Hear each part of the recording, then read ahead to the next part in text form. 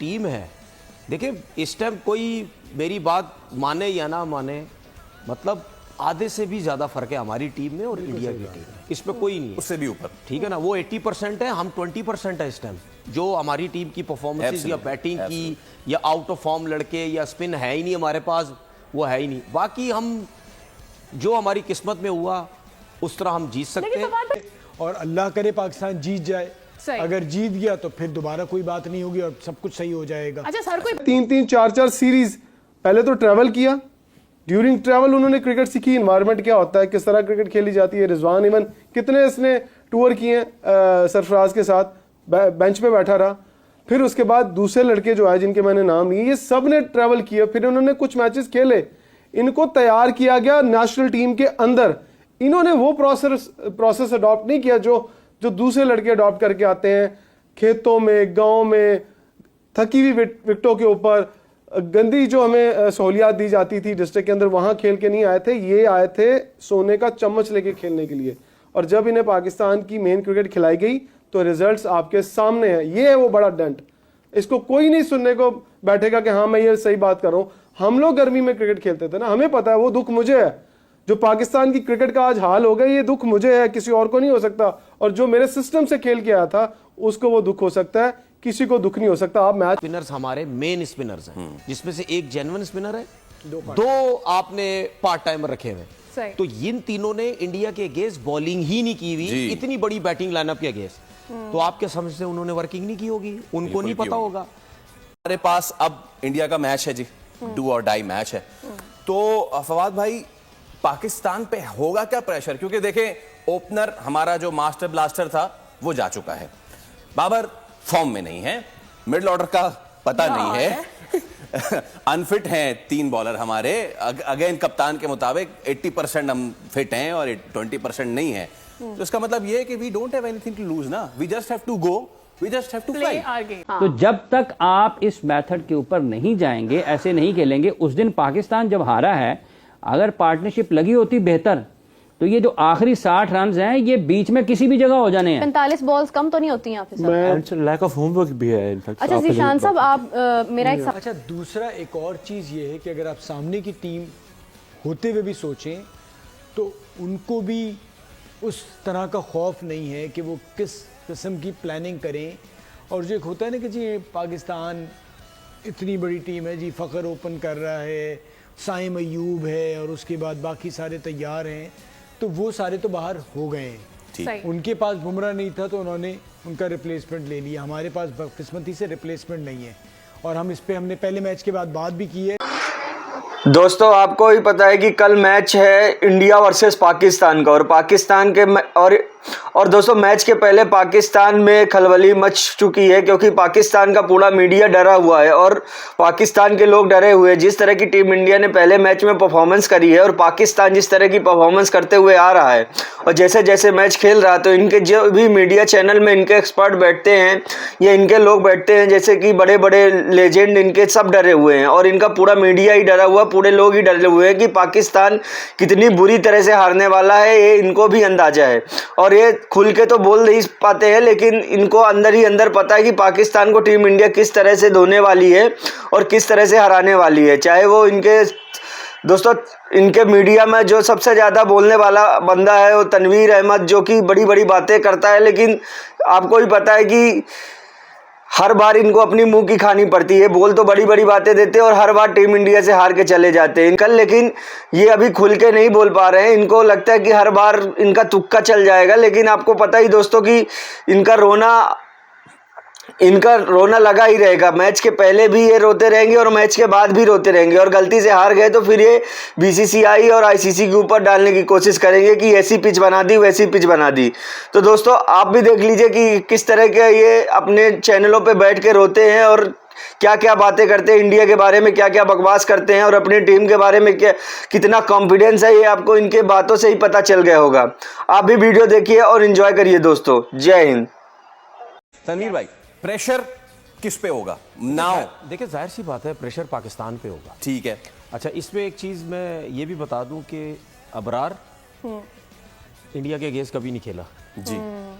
सलमान आगा ने, मुझे नहीं लगता उसने कभी बॉलिंग की, एक आध मैच में कहीं की हो तो की, उसने भी बॉलिंग नहीं की। लेकिन ये मिस्टेक थोड़ी है, ये उनके लिए इंडिया नहीं, के लिए मैं क्या वही तो मिस्टेक कह होगा रहा यार? हूँ, मैं यही तो कह रहा हूँ, मैं क्यों उनका नाम ले रहा हूँ। खुशदिल शाह ने भी एक आध मैच में की है, वरना उसने भी खुशदिल ने T20 खेला था ना, ठीक है। he played the T20। मैं ये इस वजह से कह रहा हूँ कि आपके 3 स्पिनर जिन पे आप मतलब वो कह रहे हैं कि ये स्पिनर्स हमारे मेन स्पिनर्स हैं, जिसमें से एक जेन्युइन स्पिनर है, दो आपने पार्ट टाइमर रखे हुए सही। तो इन तीनों ने इंडिया के अगेंस्ट बॉलिंग ही नहीं की हुई, जी। इतनी बड़ी बैटिंग लाइनअप के अगेंस्ट। तो आपके समझ से उन्होंने वर्किंग नहीं की होगी, उनको नहीं पता होगा।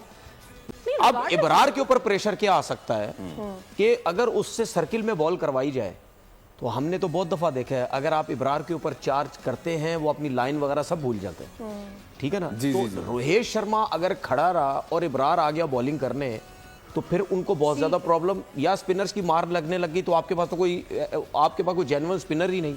जिसकी मार भी लग रही हो, वो अपने आप को कूल डाउन करके एक पेशेंस रख के, मार भी लग रही है लेकिन अपने आप को वो उसने रखा हुआ है कि इंडिया के पास पैनिक अभी भी चांस है, ठीक है, आपके पास पैनिक नहीं होना हमने। उसके बाद हाँ, इंडिया है उसके बाद हमारे पास फास्ट बॉलर्स की भी परफॉर्मेंस नहीं है।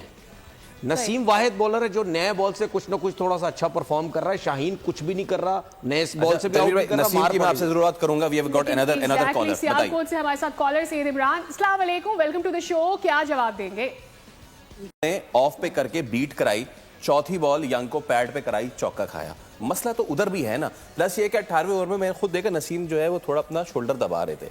सो we are not going out in out with 100% bowling arm bowlers. नहीं, बॉलिंग आर्म का शोल्डर दबा। जी एग्जैक्टली यस, ठीक है, बॉलिंग आर्म जी ठीक है, उसकी रीजन है बॉलिंग आर्म उसका वो सही नहीं है। उसके बाद ये नॉन बॉलिंग आर्म है, ये भी ठीक नहीं है, जिसकी वजह से उसके शोल्डर्स में पेन होता है। उसके शोल्डर की अलाइनमेंट का मसला नहीं है। सब मसले हैं, सब मसले हैं। वो पहले भी हो चुका है, इसको दोबारा भी हो सकता है शोल्डर का पेन, जिसकी वजह से अब बॉलिंग कर करके अगर आपकी अलाइनमेंट सही नहीं है, आपका शोल्डर वीक होने लग जाता है। उसके बाद आपने थ्रो भी करनी होती है, जी थ्रो से और वीक होने लग जाता है। ये प्रॉब्लम्स इनके अंदर है। अच्छा, अब पाकिस्तान टीम की जो हम बात कर रहे थे, पाकिस्तान टीम एक ही सूरत में कमबैक कर सकती है, अपने एटीट्यूड के साथ। सही। इंडिया से मैच है, एटीट्यूड बदलना पड़ेगा, ठीक है, पॉजिटिव खेलना पड़ेगा, उनके ऊपर हावी आना पड़ेगा, क्योंकि वो जो टीम है, देखिए इस टाइम कोई मेरी बात माने या ना माने, मतलब आधे से भी ज्यादा फर्क है हमारी टीम में और इंडिया की टीम में, इस पे कोई नहीं है, उससे भी ऊपर, ठीक है ना। वो 80% है, हम 20% है इस टाइम।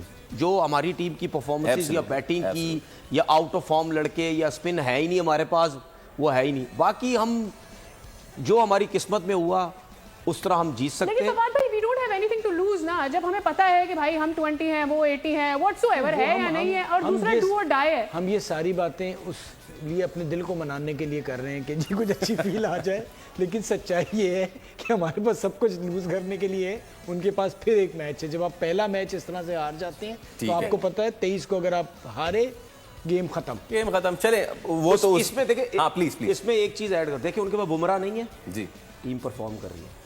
आज के मैच में किसी ने नोट ही नहीं किया, क्लासन ही नहीं खेल रहा जी। क्लासन वो प्लेयर जो इस टाइम वर्ल्ड क्रिकेट का सबसे जबरदस्त पावर हिटर है, वो खेल ही नहीं रहा मैच। इन्होंने बोला भाई आपकी जगह ही नहीं आज के मैच में, वो अनफिट नहीं है। नहीं फिटनेस का है, नहीं इतना फिटनेस का है, हल्का फुल्का है, आया उनका सीट। अच्छा चलें, इसको तो हम रखते हैं। They managed to go 315 without him, वो एक अलग बात वो है अलग ना, वो है। भी एक अलग बात है। सादिया, क्लासन हिटिंग के बगैर भी देखिए मेरे ख्याल बात से सुने, ये तो आधे भी खेल जाए फिटनेस पे, ये फिर भी अपना काम अच्छा, करता है। कल के मैच के लिए सब्सक्राइब करें और बेल दबाएं ताकि कोई खबर रह न जाए। बिल्कुल एक फ्लैट आउट ट्रैक था, इट वाज नहीं लाइक था। बॉल डूल पेज पे आती थी, लेकिन मोर ऑफन देन नॉट बल्ले पे जब आप सेट होते हैं तो आपके पास आ ही जाती है। तो you can't say that they were demons in the pitch, but yes ideal अगर आप जिस तरह के आप कहते हैं कि फटा विकेट होती है, वो फटा विकेट नहीं थी।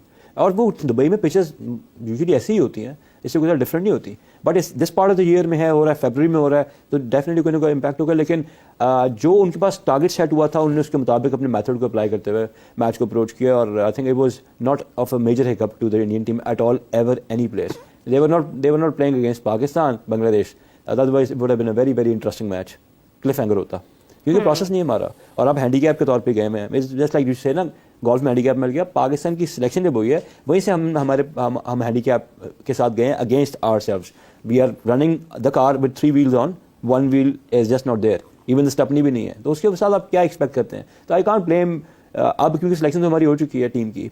और बाकी टीम्स जो हैं वो सारा वो कंटिन्यूस एक प्रोसेस को फॉलो करते हैं, और प्रोसेस होता ही है कि आप स्टेप्स हैं आपके, आफ्टर सर्टन टाइम अगर आप कंसिस्टेंट रहेंगे तो आप उसको अचीव करेंगे। और बोर्ड्स कर रहे हैं, उनको उसके डिविडेंड्स मिल रहे हैं, हम नहीं कर रहे तो हमें डिविडेंड्स नहीं मिल रहे। यस, मैं थोड़ा सा ऐड, अगर आपको क्वेश्चन है तो कर लें। हाँ, बल्कि मुझे ये भी इसमें ऐड करना है कि अगर इस तरह की कंडीशन है यूएई की, तो पाकिस्तान को क्या करना चाहिए?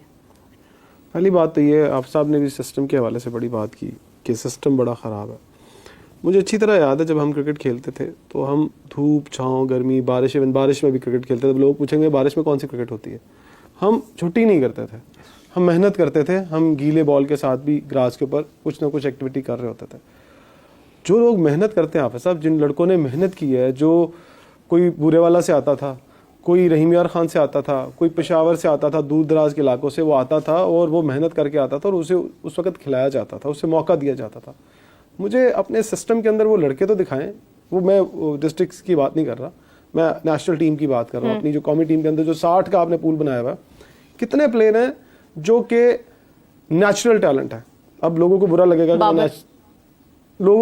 मैं नेचुरल टैलेंट कह रहा हूँ, पाकिस्तान में नहीं है। सारे के सारे प्लेयर वो 60 वो सारे आपने ला के खुद तैयार किए नेशनल क्रिकेट एकेडमी के अंदर। मैं माजरत के साथ ये बता दूं आपको कि आप जिन लोगों को आज याद करते हैं, आप इमाम की बात कर लें, आप रिजवान की बात कर लें, आप अजहर अली की बात कर रहे हैं, ग्रेट कैप्टन रहे हैं जी, बड़े रन्स किए हैं। उनका ज़रा देखें, उनका जो स्टार्ट करियर था क्या था, क्या वो प्रिपेयर थे पाकिस्तान क्रिकेट टीम में खेलने के लिए? लेकिन आपने ज़बरदस्ती वो गुस्साए कि आओ तुम लोगों ने खेलनी है पाकिस्तान। उन्होंने